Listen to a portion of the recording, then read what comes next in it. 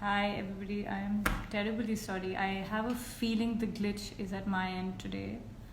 Can I request you all to just put in your questions back in here so that whenever Mrinalini joins, we can straight away start with the questions.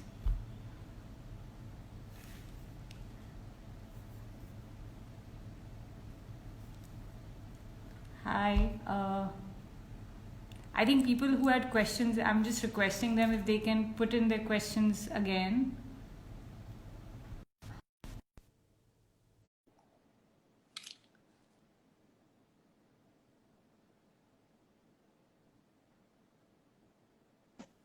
Hi. Hi. Hi. Sorry about that. I have a feeling it's at my end now, but I don't know. I'm not on Wi-Fi, so I don't know what the issue is. So, Okay. anyways, so we were going to start with all the questions that we had from the audience.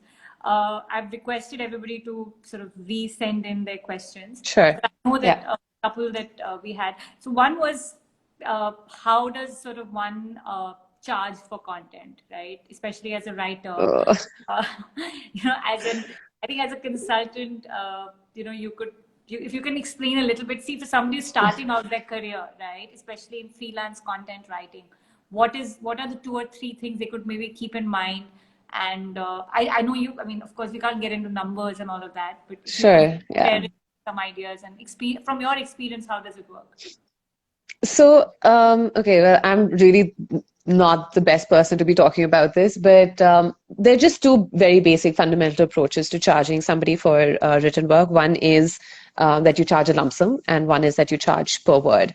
What I personally feel is that, especially when you're starting off and you're not a very well established writer yourself, then it always works best to work on a project basis or like an article basis. So you charge a lump sum. It's important to establish the kind of word count that you're looking at or an approximate word count, right? And the reason I say this is because it works best on both ends. So let's say there's a 500 word article that you've agreed to write.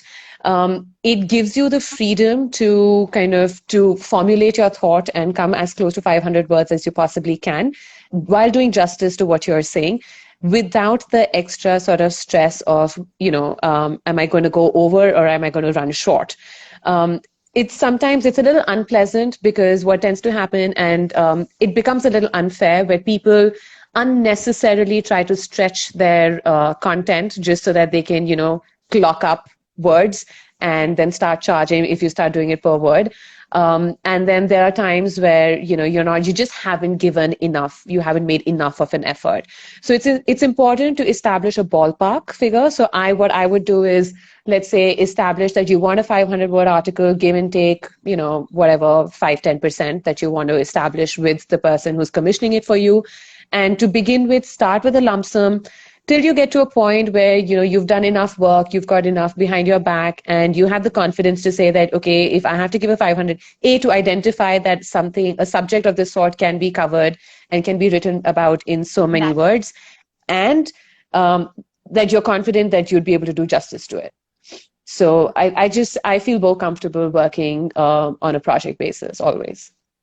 Okay. So I think that answers the resilient case question. Another one is, what is a good length for a digital article? What is the average attention span of a reader on a digital platform? I think a lot of it depends on the content. Having said that, it's being able to keep someone's attention, right, and to keep someone glued to what you're saying. Now, on an average, what we used to do is that we used to estimate about 700 to 800 words is a reasonable amount of wordage that somebody can read comfortably. However, if you have the power in your language to hold them down and to pin them down, you can go up to as long as you want. I have spent 20 minutes, 30 minutes reading articles without even, you don't even know where the time has gone. And it's similarly with books, but it's just that what happens in a digital media, there's just so many more distractions, especially when things are interlinked within the article. Then you're constantly, wondering, oh, can I link here? Can I click here? Can I look something else up? And that's what happens. You're just competing. The writer's competing with a lot more stuff on a digital, in a digital platform. So keep yourselves as short as you can, but about 700-800 words is reasonable. Unless you are absolutely extraordinarily fabulous, then yes, you can go for much longer I'd pieces. also like to add to that. I think some of the more experiential pieces, especially when they are a little more descriptive in nature, can afford to be a bit longer. I've read pieces on things on like Financial Times or the FT Home sort of section, and they're long, lengthy pieces, right? But they cover everything. So they are like some of the pieces are a blend of project descriptions and sort of reviews, and because they also have the author's feedback and critique. Exactly. So when a piece is of that nature, then it can afford to be a bit longer. Most definitely. If it's opinion pieces, for example, right, they tend to be longer. Perspective-driven pieces tend to be longer. Interviews tend to be longer. Also, like there are multiple sort of cheat codes, right, that you can apply. For example, if someone was to transcribe this interview between you and me, and they were to turn it into a narrative, it would be more tedious to read as opposed to turning it into a question and then an answer and a question and an answer. So if you take the same, let's say 5,000 word piece, but you break it into subheads or you break it into little segments, it's easier to read. The same 5,000 words becomes much easier and faster to read as opposed to reading a continuous descriptive narrative. So there are lots of these sort of tricks that you can apply to your writing as well. Also, there's another question. How do you charge for a thought piece versus a project description? I assume that's an op-ed versus a project description. Well, if your opinion is worth a lot, I guess charge more for it. But again, it really depends on who's writing. At some point, I think the person who's offering that opinion, that becomes critical, right? If there's an expert and they really know what they're talking about versus someone who's just stepped into the field and is trying to offer an op-ed, what you'd get paid, unfortunately, might not be as much as as an experienced writer would get paid. Again, this is something that there are no formulas to this. This is something that it's like establishing your value in the market, right? In terms of the experience that you have, the number of years you have behind you, and just how good you are at your work. It's way too subjective to give an answer for. Your opinion on ghostwriting? Sorry? Your opinion? In architecture. Yeah. I don't see the point really. If as a reader, I would say that if I am reading something, I want to know who's writing it, and because that holds value for me, right? If I am reading somebody's opinion, I need to know whose opinion it is so that I can sort of I can evaluate for myself what I feel about it. Yes, of course, objectively, I should be able to look at the content and I should be able to see whether it is relevant or not relevant or whether it has any value or not. But at the end of the day, there is context to what is being written. So ghostwriting in architecture, I don't think is something that I would necessarily encourage. Having said that, I will also admit on a public platform today that there have been times that I have written pieces for Mondo. There've been pieces, there've been like full articles from beginning to end, there've been quotes, there've been, anecdotes and things like that, and I've not put my name on it. But those are also for different reasons. That's also, yeah. And also as a media person, and also when you're sitting in an editorial chair, you can't, you take those liberties sometimes. So it's very different to ghostwriting. It is. A lot of times, for example, we would publish pieces without giving a person a byline, but it would just be, that this was written by the Stir team. And you'll see that even now, you'll see that across platforms. You'll see it on various media houses will do that. But that, again, it depends on, it really depends on the piece. It depends on whether it's something that's representative of the company and the brand versus of the person who's writing. So a byline is sometimes a negotiable.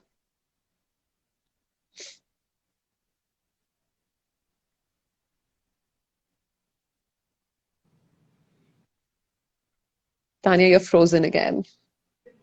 Oh, Lord. Let me see if I can questions from here.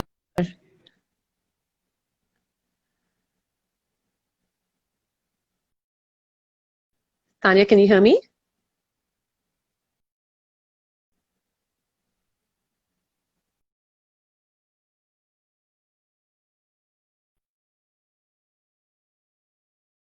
Opinions on how can a young architect translate it into a career? Of writing. Okay, Tanya's back. Can you see me? Yeah. Can you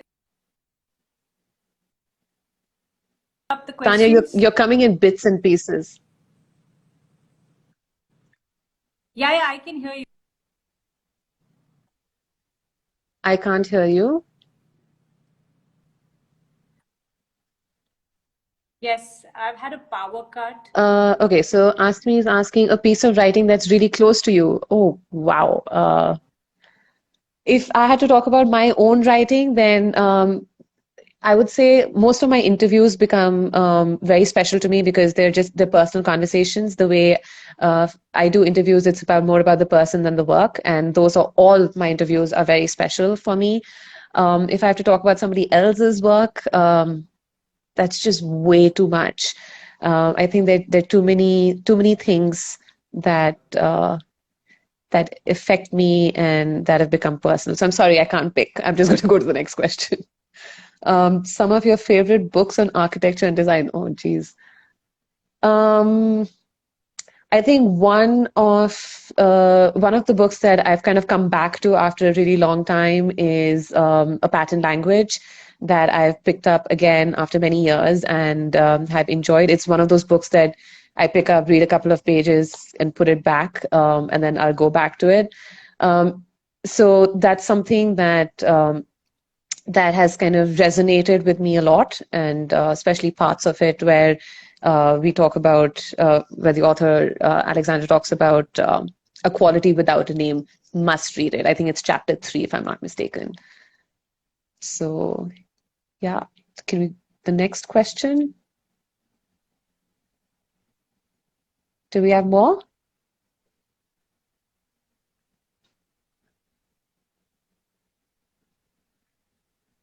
Tanya, I have no sound from you.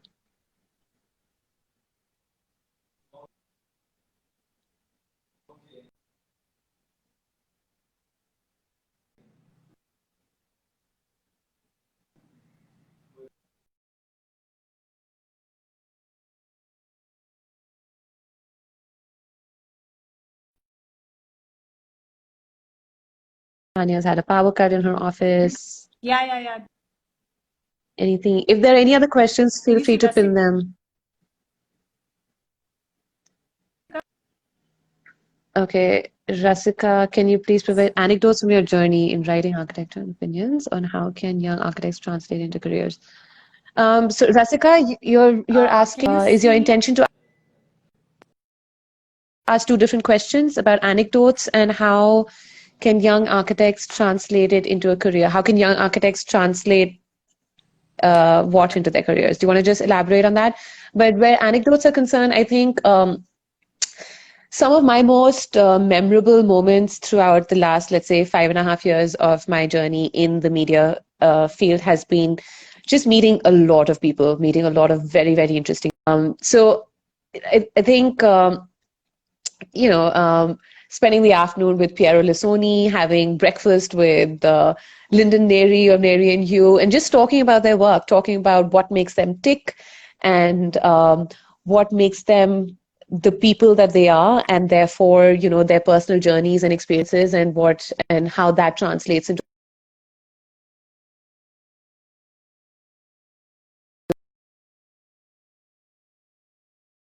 And I think that's one of the reasons I'm really enjoying this current series that we've started. Virendra Vaklu of Master Architects and I, we co-curate a series called Unplugged Talks, which basically we talk to people, creative minds from across the world, and we talk to them about their personal journeys and experiences, and how those have shaped them in their work.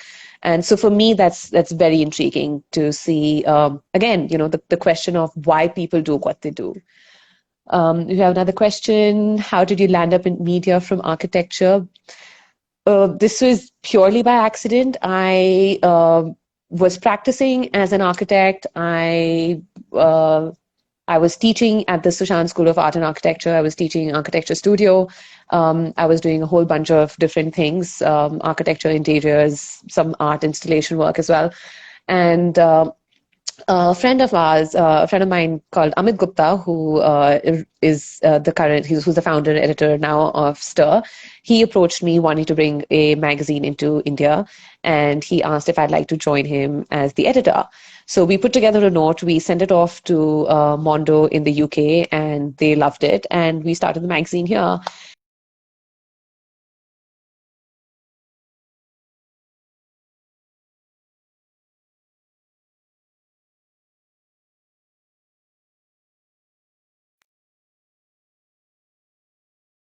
Digital.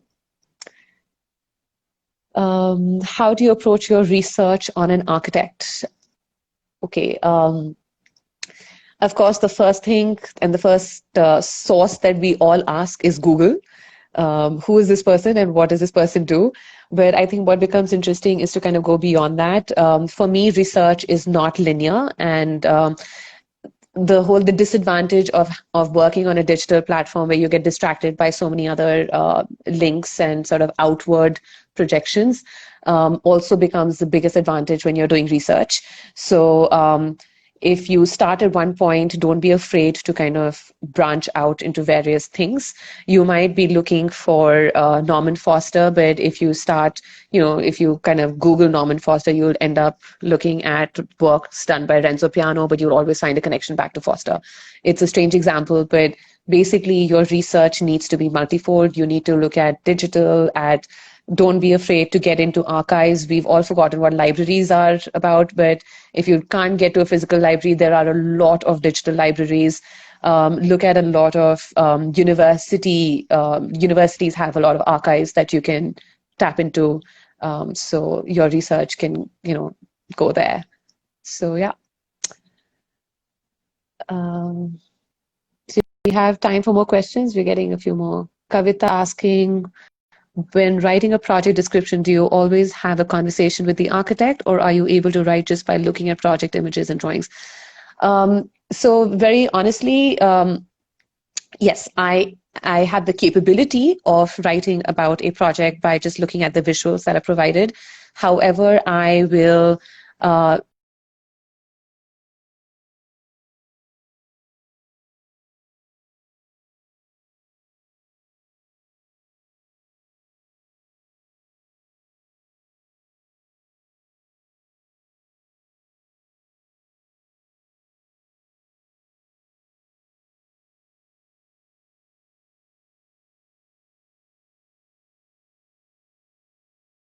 by me or my team.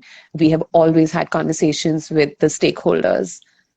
So yeah.